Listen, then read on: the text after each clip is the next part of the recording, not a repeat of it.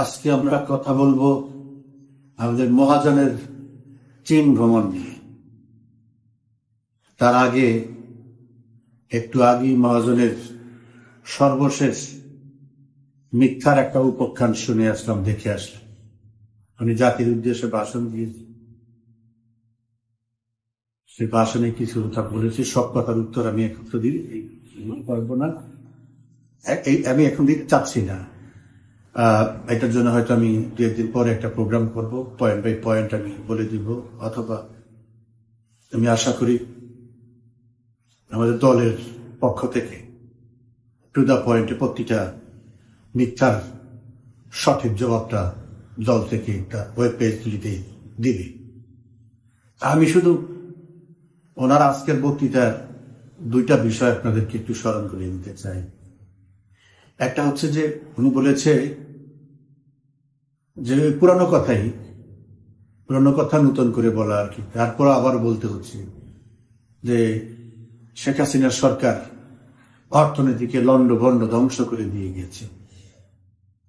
ওনারই অর্থ উপদেষ্টা মিস্টার সালাউদ্দিন আহমেদ এই 2 দিন আগে খালেদ মহিউদ্দিনের এক অনুষ্ঠানে খালেদ মহিউদ্দিন জিজ্ঞেস করতেছিল তাকে যে 26 সালে যে উন্নয়নশীল দেশে যে গ্রাজুয়েশন করতেছে, তার মানে হচ্ছে যে আওয়ামী লীগ যাই করুক অর্থনীতিটা ঠিক রেখেছিল। উত্তরে সালাউদ্দিন সাহেব বলছে এটা অস্বীকার করার কোনো কারণ নেই, সুযোগ নেই। এইগুলো ওনার লন্ডভন্ড করার চাক্ষুষ প্রমাণ হলো, হাতে নাতে প্রমাণ হলো ওনার অর্থ উপদেষ্টার বক্তব্য। আর একটা কথা বলেছে, ওই আবারও বলেছে আজকে $234 বিলিয়ন পাচার হয়ে গেছে। এটার উদাহরণ দিছে যে কত বড় ধরনের কৌশল তারা গ্রহণ করছে। সেটা হচ্ছে যে কোন এক ভদ্রলোক, নাম এখনো বলে নাই, তার ছেলের, সেটার কথা উত্তর অবশ্য আমি কয়েকদিন আগে অন্য ভিডিও দিতে, তারপর আবার আজকে বলি যে কোন এক ভদ্রলোক তার ছেলের 1 সেমিস্টারের জন্য 400 কোটি টাকা পাঠিয়েছে। এইভাবে নাকি টাকা, এই 234 বিলিয়ন, প্রায় 30 লাখ কোটি টাকা এইভাবে নাকি পাঠিয়েছে। একটা মানুষ কত বড় আহাম্মক হলে, কত বড় নির্বোধ হলে এই ধরনের কথা বলতে, একটা শিশুও তো এই ধরনের কথা বলে না, একটা পাগলও তো এই ধরনের কথা বলে না। প্রথম কথা হলো 400 কোটি টাকা কোন সেমিস্টারে পাঠানোর কোনো সুযোগ নাই থ্রু ব্যাংক, ইম্পসিবল। কারণ আমাদেরও ছেলে মেয়েরা বিদেশে পড়ালেখা করেছে, আমরা জানি কিভাবে টাকা পাঠাইতে হয়। 1 টাকা বেশি পাঠানোর কোনো সুযোগ নেই। আমি যা ডিক্লারেশন দেব যে আমার পার সেমিস্টার এই টোটাল 4 বছর এত টাকা যাবে, ওই ব্যাংক ওই সিস্টেমে ওইভাবেই রেকর্ড করা থাকে। এর বাইরে আপনি 1 টাকা কমও দিতে পারবেন না, বেশিও দিতে পারবেন না, সিম্পলি ইম্পসিবল। তারপরে তারা সেই কথা বলেই যাবে। আরেকটা কথা বলছে ওনারা নাকি পাসপোর্ট এই চালু করবে। তো পাসপোর্ট তো প্রধানমন্ত্রী শেখ হাসিনা সরকার আরো 1.5 বছর আগে চালু করেছে। প্রধানমন্ত্রী নিজেও পাসপোর্ট ইউজ করে, স্বরাষ্ট্রমন্ত্রী পাসপোর্ট ইউজ করে, আরো বহু লোকই পাসপোর্ট ইউজ করে। এবং এখন থেকে পাসপোর্ট দেওয়া হচ্ছে, এমআরপিও দেওয়া হচ্ছে, 2টাই দেওয়া হচ্ছে। তো উনি এটারে বানালো এটা।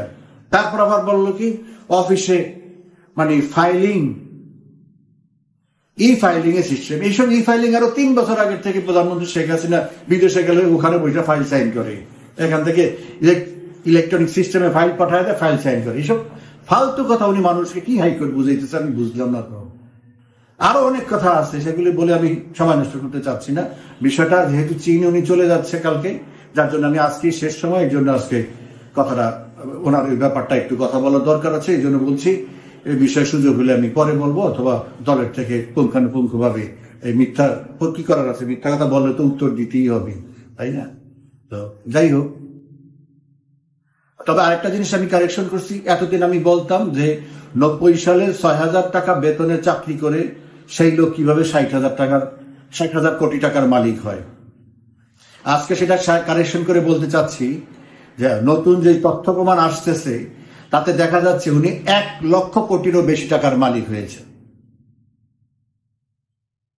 অল্প সময় আগে পূর্বাঞ্চলে 68 একর জমি কিনেছে।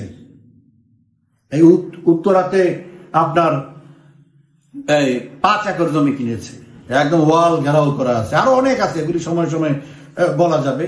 তো ওনার কীর্তি শেষ নাই, ওনার তো কীর্তি শেষ নেই। উনি যা করেছে উনি বিশ্ববিখ্যাত, এই ব্যাপারে কোনো সন্দেহ নাই। দান্দাবাজে, ফটকাবাজিতে, ধোকাবাজিতে he is the great one.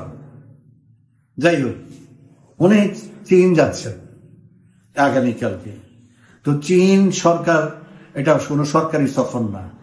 আমি আগেও বলেছি, ওনাকে কোনো দ্বিপাক্ষিক সফরে আজ পর্যন্ত কোনো সরকার, ওনার তো বন্ধুর কোনো শেষ নাই, সব দেশই ওনার বন্ধু, কিন্তু কোনো বন্ধু ওনাকে দ্বিপাক্ষিক সরকারি সফরে ওনাকে আমন্ত্রণ জানায় নাই। উনি গেছে জাতিসংঘে, এই আজারবাইজানের বাকুতে, সুইজারল্যান্ডের দাভোসে, এগুলি সব হলো জাতিসংঘ। তো জাতিসংঘ সেখানে গেল, বাকুতে গেছে জলবায়ুতে, দাভোসে গেছে হইলো বিজনেস ফোরামের বক্তব্য ইয়াতে। এগুলি কোনোটাই কোনো দ্বিপাক্ষিক না, এগুলি হলো বিভিন্ন সম্মেলন হচ্ছে। এখন যে যাচ্ছে তাও এগুলি সব ওনাকে না, এই যতগুলো অনুষ্ঠান হয়েছে এগুলি বাংলাদেশকে তারা আমন্ত্রণ জানিয়েছে, বিকজ বাংলাদেশ ওখানকার সদস্য। বাংলাদেশকে আমন্ত্রণ জানিয়েছে, বাংলাদেশের সরকার প্রধান বা রাষ্ট্রপ্রধান বা পররাষ্ট্রমন্ত্রী বা সচিব যে কোনো একজন ডেলিগেশন পাঠাইলেই এখানে এনাফ। কোন সরকার প্রধান সাধারণত এই সমস্ত ইয়েতে খুব কম আসে। দাভোসে তো যাই না, আজকে কালকে যেখানে যাবে সেখানেও সরকার প্রধান কেউ যাবে না। ওখানে শুধু শি জিনপিং ওখানে যেহেতু হোস্ট, সে সেখানে যার জন্য উদ্বোধনীতে ওটা যাবে। ওটা এনজিওদের একটা প্রোগ্রাম, আর ওনার তো এনজিও লাভিং একটা ইয়ে আছে, মানে টেন্ডেন্সি আছে। তো ওনাকে যে জিনিস বেশ আমাদের এখানে মিডিয়া একতরফা, তো মিডিয়া তো প্রচার করতেছে যে ওনাকে প্লেন পাঠিয়ে ওনাকে নেওয়া হচ্ছে। দেখেন, মানুষ যে বলে একটা কথা আছে না, one who cannot change his own nature, ইংরেজিতে একটা কথা আছে। তো কয়লা ধুইলে ময়লা যায় না। তো ওনার হলো ভিখারির স্বভাব, ওরা আত্মমর্যাদা বলতে কিছু নাই। তা না হইলে আপনি যাই হন, অবৈধ হন আর যাই হন, আপনি তো বাংলাদেশের প্রতিনিধিত্ব করতে যাচ্ছেন। আপনার কোন আক্কলে আপনি ওই চীনের কাছে আপনি প্লেন চাইলেন? আমার প্লেন নাই। শেখ হাসিনা প্লেন তো 22টা কিনা দিয়ে গেছে, বোয়িং সেরা বিমান সহ। আপনি একটা প্লেন নিয়ে যাবেন, কোনো সমস্যা কি? আপনি কেন ওখান থেকে ভিক্ষা চাইলেন? আমাদেরকে অভাব আছে একটা প্লেন নিয়ে ওখানে যাওয়া, আবার যখন শেষ হবে আবার নিয়ে আসা? আপনি কেন ভিক্ষা চাইলেন? ভিখারির স্বভাব কেন? আপনাকে নিজে তো গেছেনই। আপনি আমাদের দেশকে এখন ভিখারি এবং মানে একটা কি বলে আত্মমর্যাদাহীন একটা দেশ হিসাবে এখন প্রতিষ্ঠিত করতে, সব জায়গায় যাকে দেখে তার কাছে টাকা চায়, তার কাছে ভিক্ষা চায়। এই অবস্থায় তো শেখ হাসিনা রাখেন, এটা তো ছিল আরো 16 বছর আগের ঘটনা।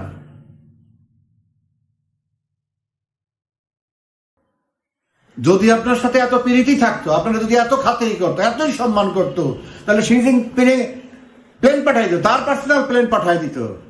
যেরকম বঙ্গবন্ধু পাকিস্তানের কারাগার থেকে মুক্তি পাওয়ার পরে লন্ডনে যাওয়ার পর লন্ডন থেকে উনি দেশে ফিরবেন, তখনকার আপনার কি বলে প্রাইম মিনিস্টার এডওয়ার্ড হিথ তার নিজস্ব প্লেন দিয়ে দিয়েছে, সেই দিল্লি থেকে ঢাকা আসছে, দিল্লির প্রোগ্রাম সেরা, সেই প্রোগ্রাম সেরা ঢাকা আসছে প্লেনে। তো পারলে এরকম করতো যে এতই যখন সম্মান, আপনার সম্মান, তা আপনার জন্য শি জিনপিং এর যে বিশেষ প্লেন আছে সেই প্লেন পাঠিয়ে দিত।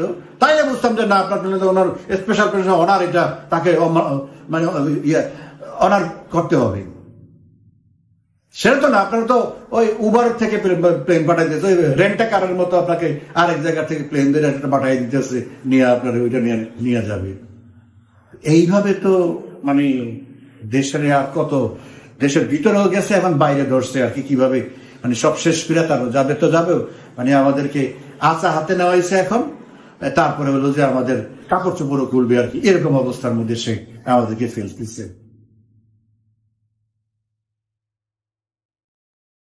চায়নার সাথে উনি এত রাগ টাগ দেখাচ্ছে, চায়নার সাথে উনি কি করবে? প্রধানমন্ত্রীর শেষ সফর ছিল ওখানে, সেই সফরে চায়নার সাথে যে এমইউ গুলো স্বাক্ষর হয়েছে, এরপরে আর কিছু বাকি নেই। এরপরে সম্পর্কের উন্নয়ন এবং লেনদেনে, ভবিষ্যৎ পরিকল্পনায় এর চেয়ে আর কিছু বাকি, ওখানে আর কিছুই বাকি নেই। Everything has done. ওই প্রাইম মিনিস্টার আসার পরে আমি আমার ফেসবুকে একটা পোস্ট লিখেছিলাম যে এমইও গুলি হয়েছে এগুলো যদি সফলভাবে বাস্তবায়ন হয়, এখানে 30 থেকে 35 বিলিয়ন ডলারের অপরচুনিটি আছে, মানে ওখান থেকে নেওয়ার। সেখানে অনুদানের একটা অপশন আছে,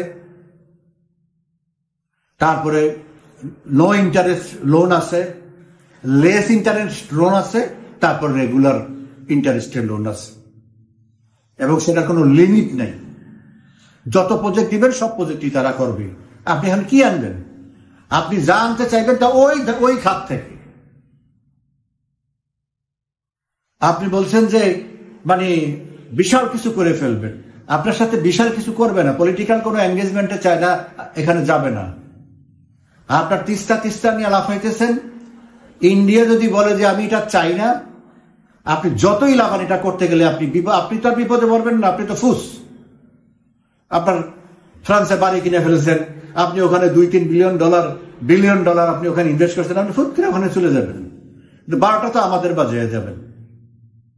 কারণ ইন্ডিয়াকে বাইপাস করে আপনি কিছু করতে গেলে আপনার আমার দেশের বিরাট ক্ষতি হবে।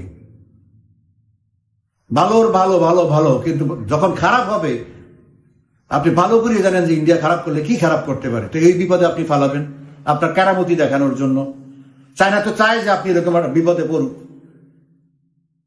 আর চায়না ইন্টারেস্ট, বাংলাদেশে কোনো ইন্টারেস্টই নাই as far as Indian business and Indian issues R concern. আমার সাথে চায়নার বিজনেস হলো মাত্র 24 বিলিয়ন ডলারের, তার মধ্যে আমরা রপ্তানি করি 1 বিলিয়ন ডলার। আর ইন্ডিয়ার সাথে চায়নার ব্যবসা হলো 102 বিলিয়ন ডলারের, তার মধ্যে ইন্ডিয়া মাত্র 8 বিলিয়ন ডলার রপ্তানি করার, বাকি পুরাটাই 94 বিলিয়ন ডলার ইন্ডিয়া চায়নার থেকে আনতে হয়। তো ইন্ডিয়া আর চায়নার সাথে রিলেশনটা সেই রকম। ফোর্থ লার্জেস্ট ট্রেড হলো রিলেশন হলো ইন্ডিয়া চায়না। চায়নার সাথে আমেরিকার বিজনেস হলো প্রায় 600 বিলিয়ন ডলারের। চায়না রপ্তানি করে 420 বিলিয়ন ডলার, 180 বিলিয়ন ডলার আমেরিকার ইম্পোর্ট করে চায়নার থেকে। সো এদের কথার বাইরে আপনি মনে করেন যে আপনার সাথে এই 24 বিলিয়ন ডলারের খুচরা ব্যবসার জন্য এরা ওইসব বিজনেসের মধ্যে হ্যাম্পার করবে? কোনোদিনও না। বেশি লাফাইতে যায় না, অনেক সমস্যা আছে, কিচ্ছু করে না। এখন ট্রাম্পের হিসাব ওই ফোর্সও পাঠায় না, এখন কথায় কথায় বলে যে tariff. You understand what is tariff? আজকে গার্মেন্টসের উপর 25% ট্যারিফ বসাই দিব, ওই গার্মেন্টসের মেয়েরা এসে আপনাকে টুকটা করে ফেলবে, কিচ্ছু করা লাগবে না। আর ইন্ডিয়া বলবে যে আমার কাশ্মীর দিয়ে আপনার যাওয়া লাগবে না, আসা লাগবে না, যান বঙ্গোপসাগর দিয়ে। কোথায় যাবে? যে কোনো সময় করতে পারে। তো বেশি লাফালাফি করা ভালো না। বহুত প্রস্তাব দিয়েছিলেন নরেন্দ্র মোদী, ঠিক আছে আমি ইন্ডিয়া কি বলে চায়না যাব না, আমাকে 5 মিনিটের জন্য ব্যাংককে দেখা করার সুযোগ দেও। এখন পর্যন্ত কনফার্ম করে I am not sure whether they will confirm it or not। এইসব উল্টা সিধা জিনিস বুঝে কোনো লাভ নেই। এগুলো মানুষ বুঝে আমার থেকে বহু, এই দেশের মানুষ অনেক বেশি স্মার্ট, অনেক বেশি ইন্টেলিজেন্ট, এসব ধোকাবাজি বুঝে। রাজনৈতিকভাবে আমি সরি যে আমি নিজের কথা বলতেছি, ওনার রাজনৈতিক বয়স হলো 2007 সালে 3 মাস, আর এই এখন গেল 8 মাস, 8-3-11 মাস। আমি রাজনীতি করি 50 বছর। ওনার থেকে এই দেশ আমি বেশি চিনি, ওনার থেকে আন্তর্জাতিক যেই দফা রফা হয় তা ওনার চেয়ে আমি বেশি জানি, আমি সময় বেশি দিই ওনার থেকে। সো দ্যাট আমি ওই কারণে ওনার থেকে, উনি আমার থেকে 20 বছরের বড়, ইট ডাজন্ট ম্যাটার, বাট কে কতটা কিভাবে সময় দিতে পারে দ্যাট ইজ ইম্পর্টেন্ট। আমি ওনার থেকে অনেক বেশি সময় দিই এইসব ব্যাপারে। So in that case I know better than him. ওনার ক্যাবিনেটে এমন কেউ নেই আমার সাথে 10 মিনিট বসে কথা বলবে, রাজনীতি, অর্থনীতি, দেশ বিদেশ কোনো বিষয়, এইসব বিষয়। আমরা মুখস্থ কথা বলি না, কোনো আক্রোশের থেকে প্রতিহিংসা থেকে করে না। রিয়ালিটি বলার ভঙ্গি হয়তো এইরকম সেরকম হতে পারে, বাট যা বলি this is reality, this is true.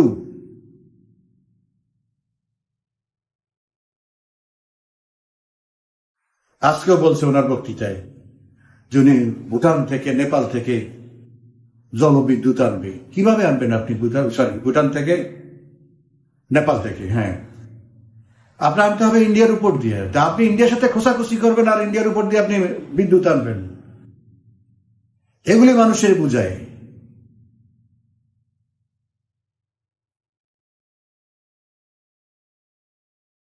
যাই হোক, ওই এর আগে তৌফিক গেছে পররাষ্ট্র সচিব, নিয়ে আসছে একটা ঘোড়ার ডিম, উনিও নিয়ে আসবে কিছু খরচ নিয়ে আসবে। আর আমাদের পাইপলাইনে যেগুলি এতদিন বন্ধ রাখছে ইন্ডিয়া পেমেন্ট, হয়তো সেখান থেকে $1-2 বিলিয়ন ওখান আগের যেগুলি স্যাংশন করা আছে যে প্রোগ্রাম, ওখান থেকে হয়তো দিবে।